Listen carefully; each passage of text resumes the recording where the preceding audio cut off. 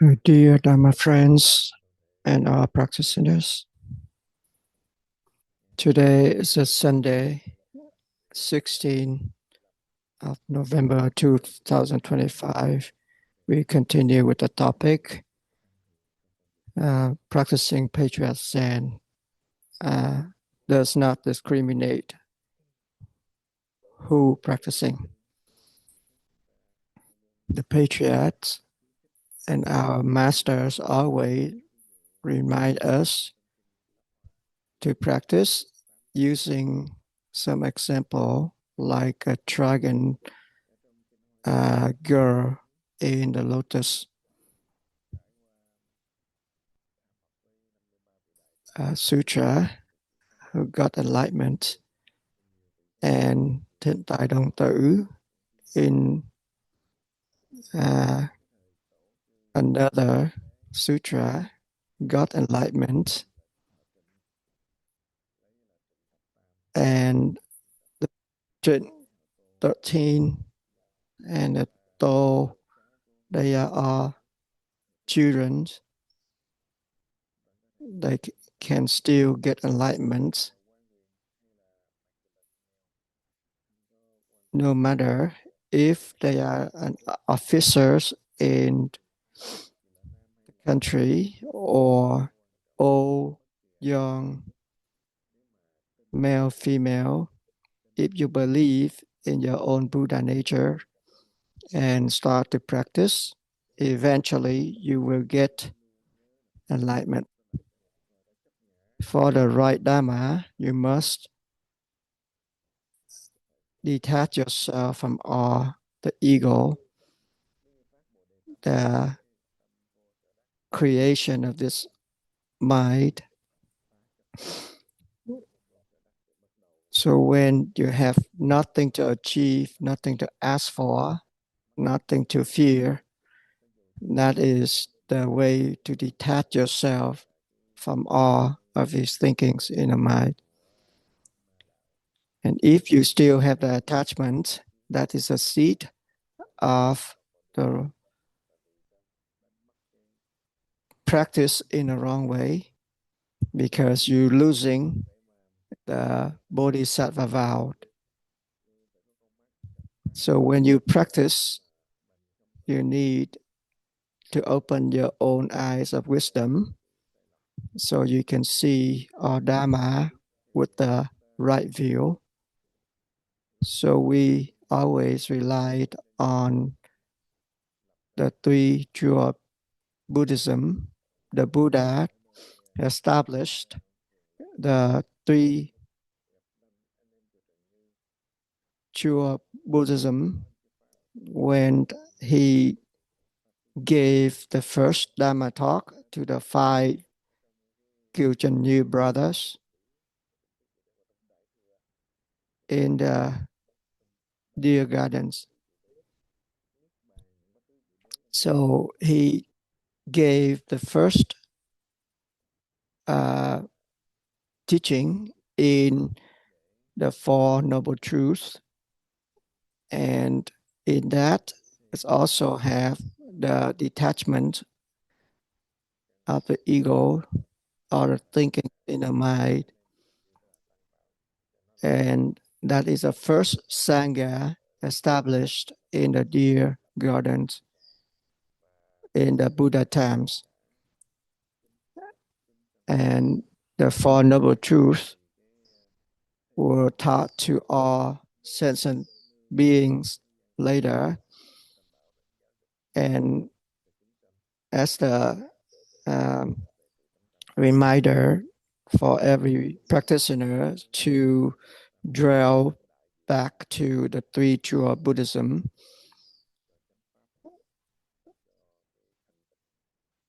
the Buddha is a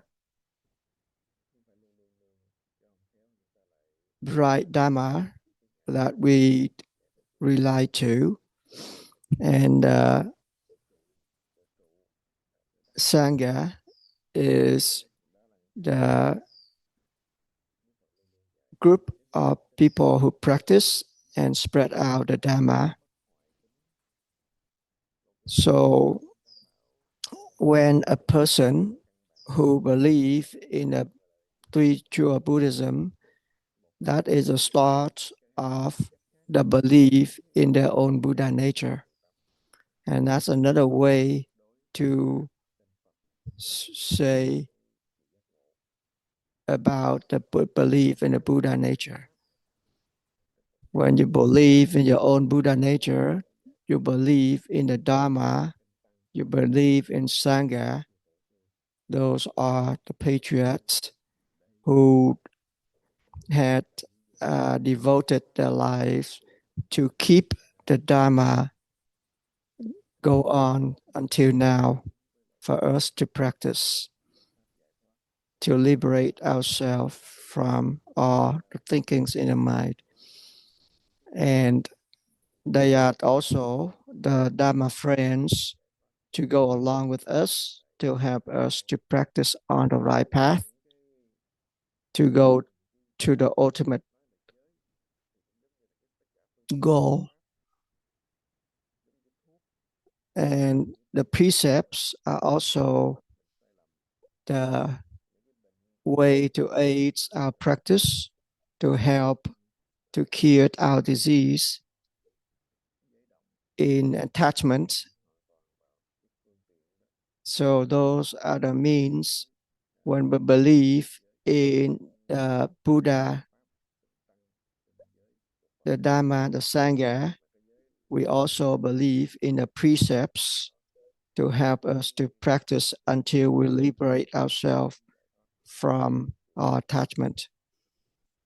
And that is a way to lead us to the non-dualistic door for all practitioners when we practicing these methods or other methods.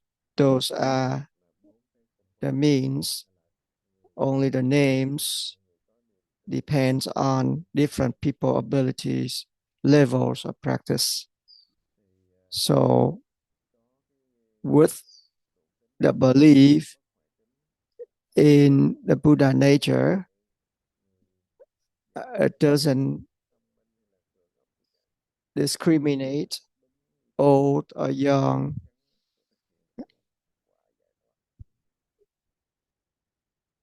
All can practice these methods. So if we have any questions or want to share your own experience, go ahead and speak up.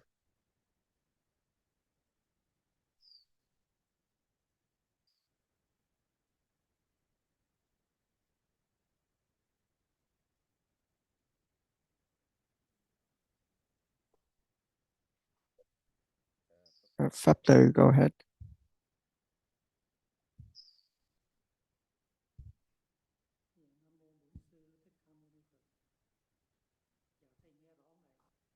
Can you hear me? Yes.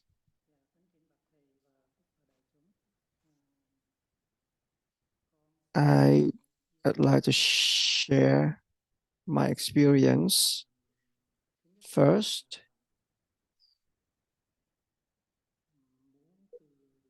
If first I want to remind myself, and also for you to encourage us in practice. So in a topic of no discriminations in practicing these methods, so all people can do the practice of patience, but there's some situations like people who are deaf, they couldn't hear, they couldn't talk.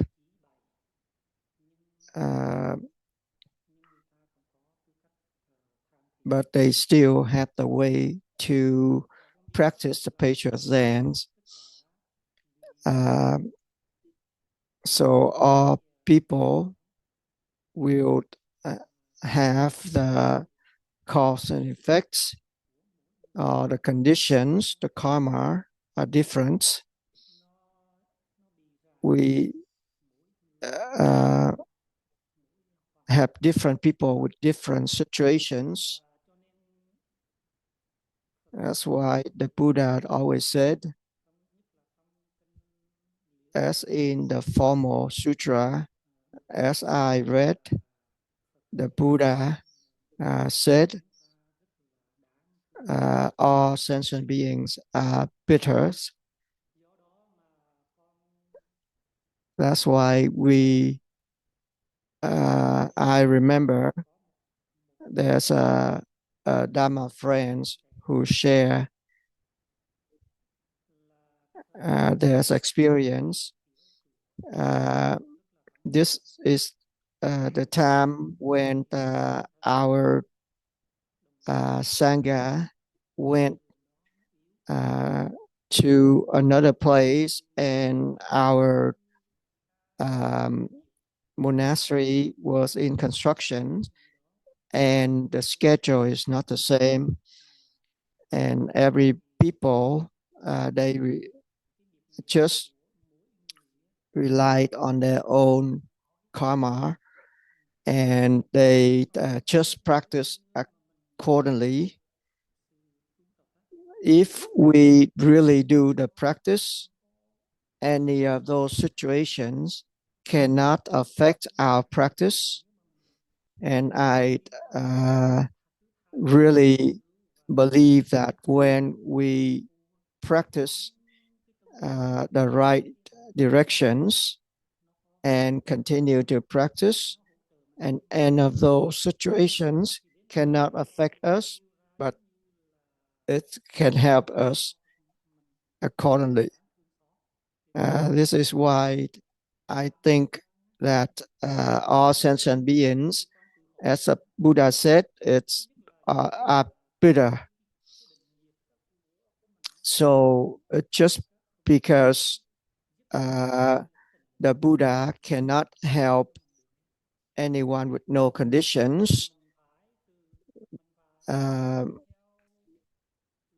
any established karma, the Buddha cannot help. And just like when I have the karma in my mind, my mouth, and my thinking, these are always interfere with myself, but I rely to the three jewels of Buddhism, and I continue to practice the right Dharma. And when I continue to practice, I believe more in my Buddha nature. Second, the Buddha cannot help who have no conditions, no right conditions. I ask myself, is that we really practicing the right Dharma now? Am I practicing the right Dharma and the right way, right directions? Are we really give up everything to the practice? Anything going on, any thinking in our mind,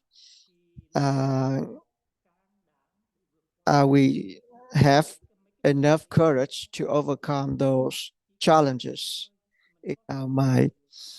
Only the practice can help us to overcome this. And third, different people with different thinking in the mind, and the Buddha cannot help all sentient beings with different minds. without the conditions. So all of those habits, all of those activities that we do in the day, without the shining light from the Buddha teaching,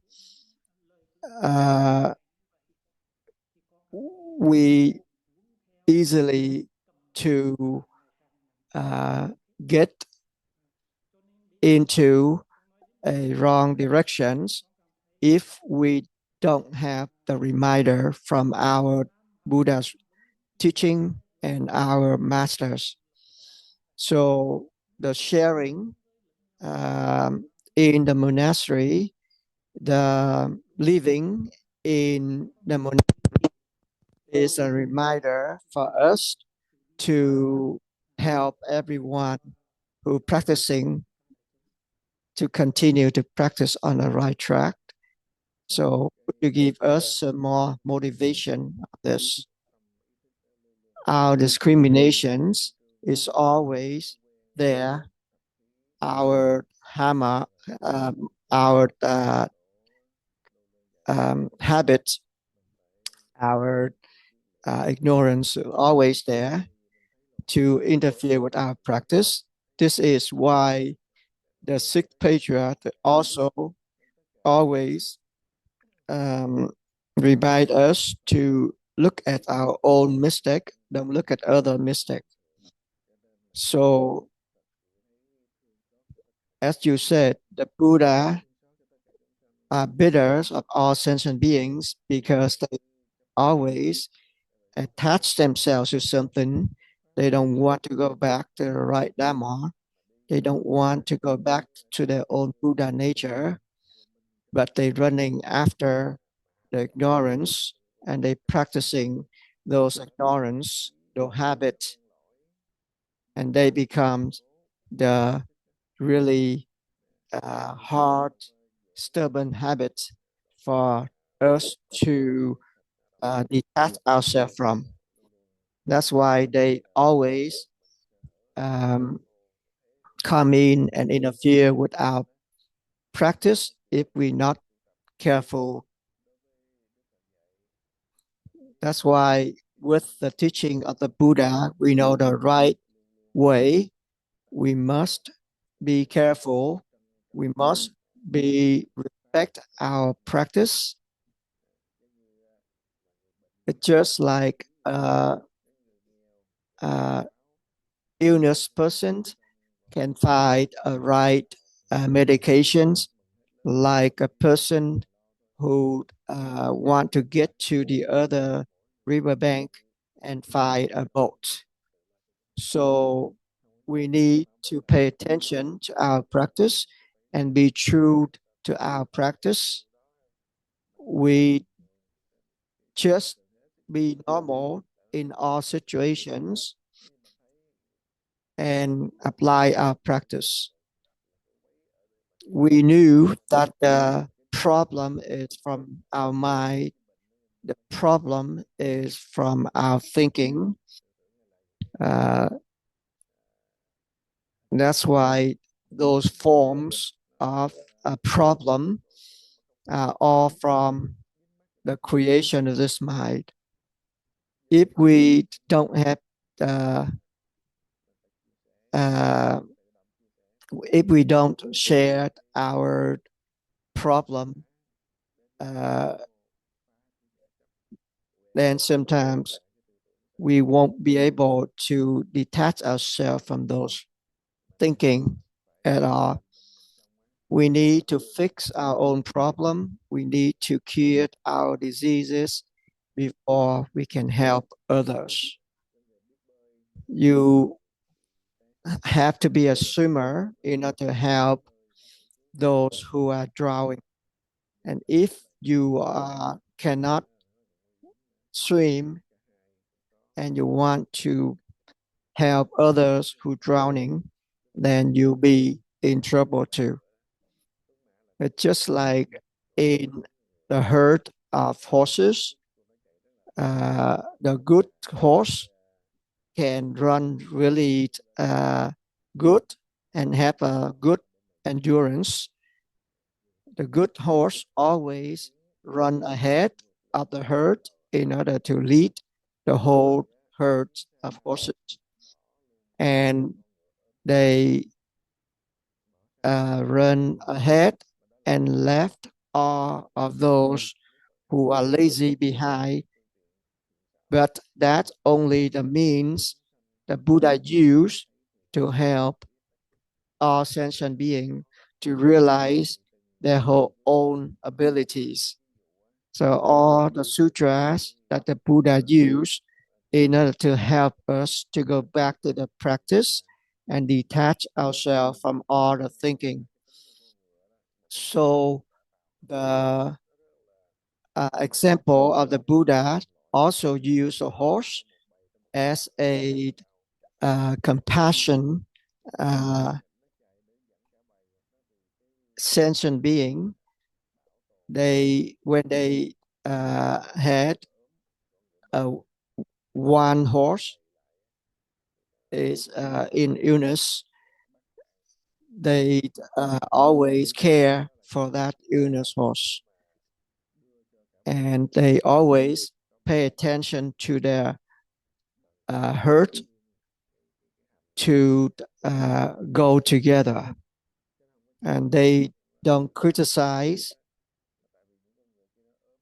They understand. They had compassion for their own herds of horses who are having illnesses. So as we are practicing, we need to understand the Dharma, the right Dharma. When we have the right Dharma, we always help others to go on the right path. When you don't believe in the right Dharma, people will have a tendency to criticize the right Dharma and criticize other people instead of helping each other to practice. So if we practicing, we always have a group of people who working on the same methods, and any people from outside, we don't look at their mistake. We don't look at what they doing, but we just go back to our practice and just look at our mistake. So the problem here in our practice doesn't matter if we're talking about people who practice or those who are just the challenges from outside. For example, the mountains too high, and when we cannot climb over the mountain, we said that the mountain is an obstacle for us. Or the ocean is too deep, we cannot get over the ocean, then we said the ocean is an obstacle for our problem. The thing is, because we cannot get over the mountain, we can not get over the ocean, and we blame the mountain and ocean, and we couldn't find a way to get over them. So everything, all the challenges are from our mind, from our habits, from several years, several lives that we had, and we couldn't realize those are the problem from our own mind. So as a sentient beings, we always have those diseases already. We realize that, and we always go back to ourselves and continue to do the practice diligently. And that's why the Buddha always have the compassion to help other people and doesn't want the sentient being get any suffering. That's why he teaching us to practice the way to practice. And we're living in a life that the Dharma are weak, and people who doesn't want to practice. So we, even though people, they don't pay attention to our Buddha nature, to their Buddha nature, they don't want to practice. However, if we believe, we must go back to our practice ourselves. We don't look at other people. We believe in the right Dharma. We go back and practice ourselves. The attachment to anything, even the Dharma, the ego, we use them as a reminder to go back to the practice, to detach ourselves to everything. So for practitioner who have the belief in the Buddha nature, they always go back to the practice themselves. Is that understandable? Yes. Thank you for your words. I'd like to ask the questions.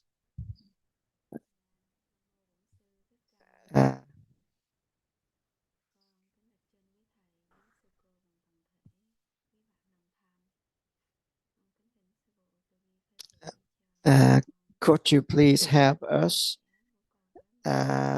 when I'm sharing my experience with Dharma friends, and I feel like I'm not doing the right advice. So this Dharma friend told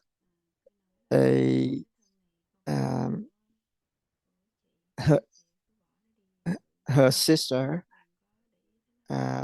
during facing her death that this body is not the body's a real body that we can attach to, and just let it go. And I told her that at the time that facing the death, and tell them to keep this, let go of that. It's not the right way. And just go back to the practice. I remember when my parents passing away, I remember your advice to tell my parents to continue to practice. And I use that to advise my Dharma friends. I don't know if that advice is right. When we advise others using our experience, our understanding, and advise others, is that the right way to advise them, or we giving them some way to practice?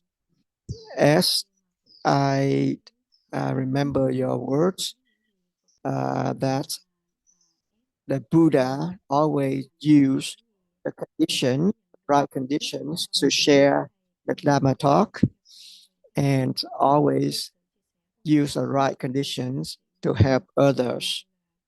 And could you help us to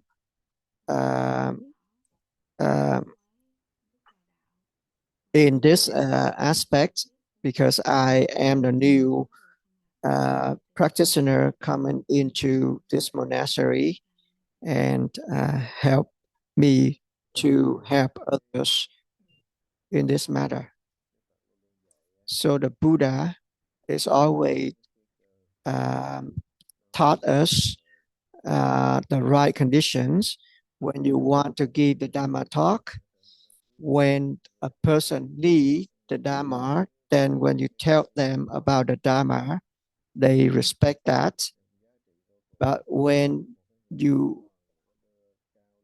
a person who are not in need and you give them even a good Dharma, they still not following them. As the Buddha teaching and the way the Buddha teachings, when a mother who losing her kid, her love to the kid is so great, and she wants her kid always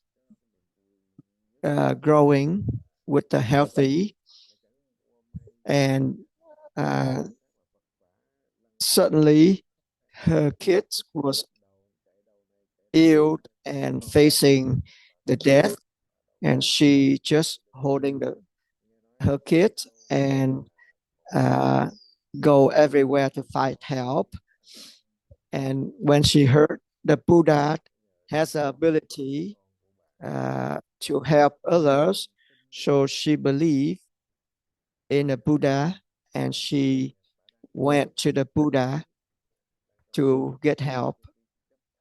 And the Buddha knew that this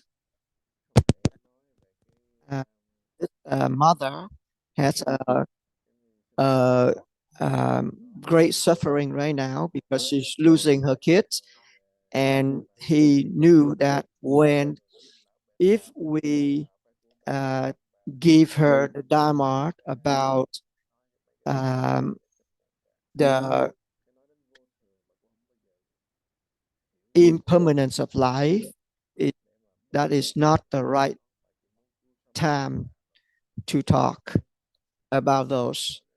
That's why at that time the Buddha accept her asking for help, and he said that I will help your son to go back to life. So the mother is very happy and follow the Buddha advice when the Buddha said that just go to any house in the village and ask for some ash from a family which doesn't have any death in the family.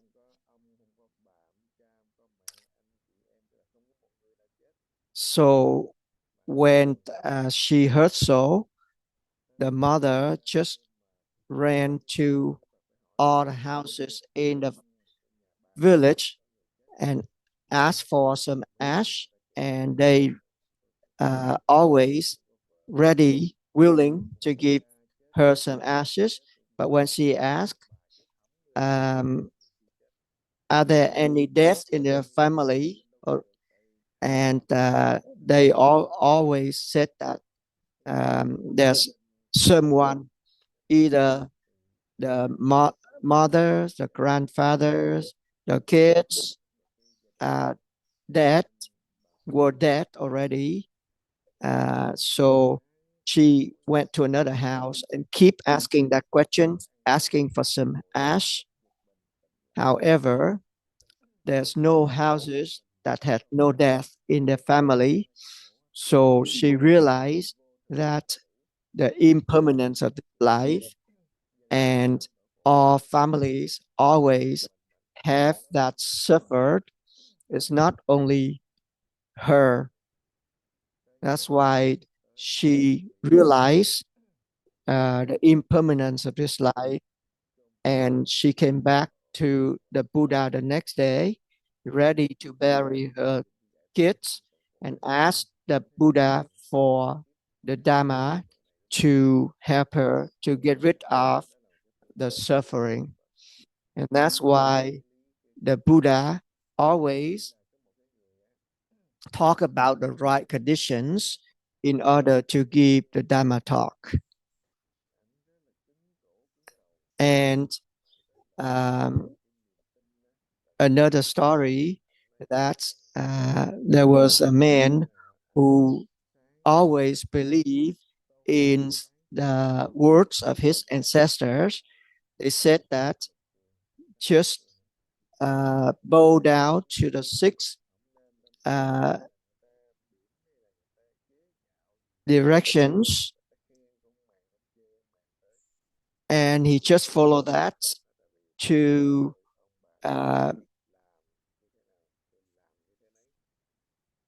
practice every day.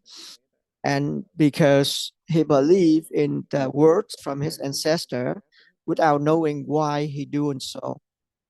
So the Buddha, when he knew that this man conditions, so he asked the man, why you doing the bowing to six directions of this world?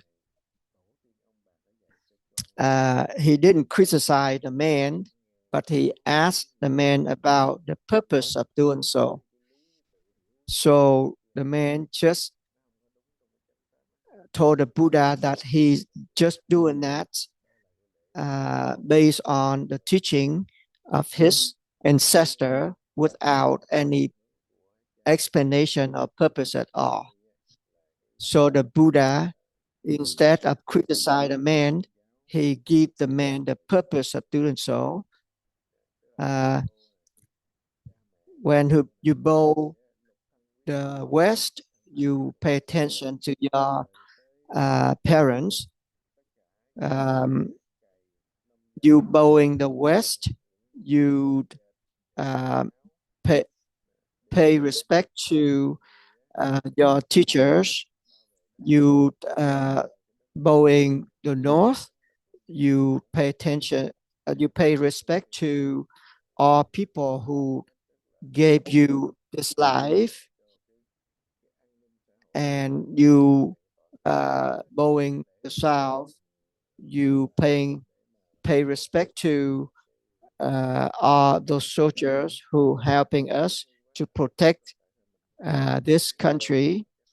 So when this man heard the explanation from the people, he still doing the bowing, but with the purpose now, and he realized the right Dharma, and he detached himself from the stubbornness of doing the bowing without knowing the purpose. So for the practitioners who had the abilities, depends on their ability. Like a person who know how to swim, we can help people who drowning. But if we are not a swimmer, we need to practice and learn how to swim first before we can help others. Don't be a person who wants to show off their knowledge when you have not learned anything yet. Like Yuluk Zen Master said that you need to be careful when you are doing this practice. When you know something, you have to know the roots of everything before you can help others. So just continue to practice and use that right conditions to help others when you can do so. But if not, then just go back to your practice. So that's why the Buddha, when he got enlightenment under the Bodhi trees, he realized that all sentient beings had the Buddha nature. However, because they don't believe that they have Buddha nature, that's why they had this suffering life. The Buddha realized that it's really hard to help all sentient beings to go back to the practice. He want to enter the nirvana. The king of heaven just came down and asked the Buddha to use the means to help all sentient beings to practice based on their abilities and their right conditions. That's understandable. Yes, thank you for your words.